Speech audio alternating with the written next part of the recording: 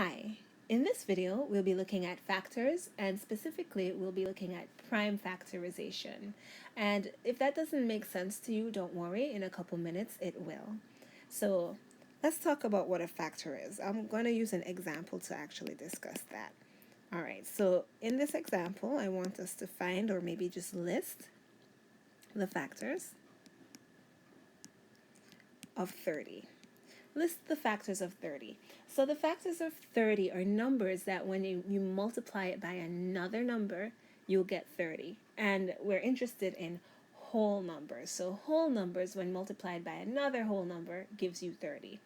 All right, so for example, we know that when you have 1 and you multiply it by 30, you get 30. So those are factors of 30. We also have 2 and 15, because when you multiply 2 by 15, you get 30. There is 3 and 10, because when you multiply 3 by 10, you get 30. And then we have 5 and 6, because when you multiply 5 by 6, you get 30. So those are all the numbers, all the whole numbers that when you multiply them by another whole number, you get 30. So that's a full list of factors. We're going to specifically talk about prime factors, and in order to talk about prime factors, you have to know what a prime number is. So let's move on to that. Okay, so a prime number is a number that has exactly two factors, 1 and itself. So for example, 2 is a prime number because the factors of 2 are just 1 and 2 and no more. 3 is also a prime number because the factors of 3, 1 and 3 and no more. We have 5 because the factors are 5 and 1, no more. 7, 11, these are all prime numbers. And so when we're looking at prime factorization in a couple minutes, we have to keep those numbers in mind. Of course, there's more as you go up, 13 and so forth. All right. A composite number, which I'm not even going to write examples for because we're not really using it. A composite number has more than 2 factors, just in case you were curious. All right, now let's look at what it means to find the prime factors of a number. Okay, so this looks like a pretty daunting task. We're asked to write the prime factorization of 630. So in order to do that, there are multiple ways, but I am a huge fan of the factor tree, so that's what I'm going to do with you guys.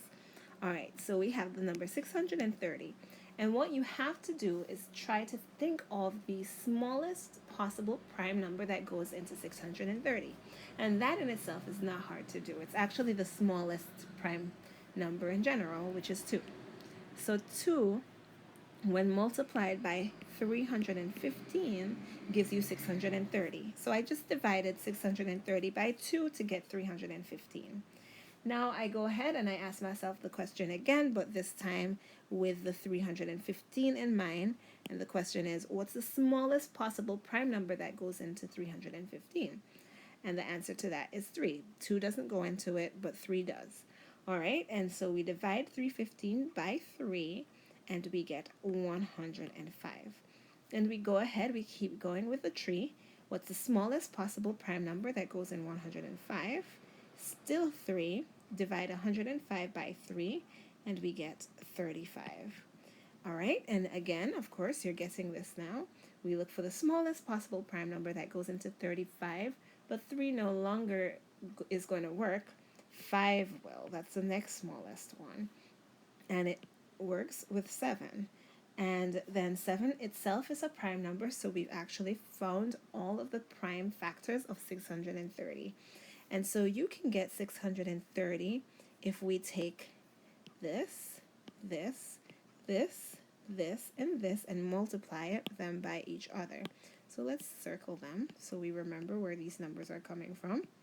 So the prime factorization of 630 is 2 times 3 times 3 times 5 times 7.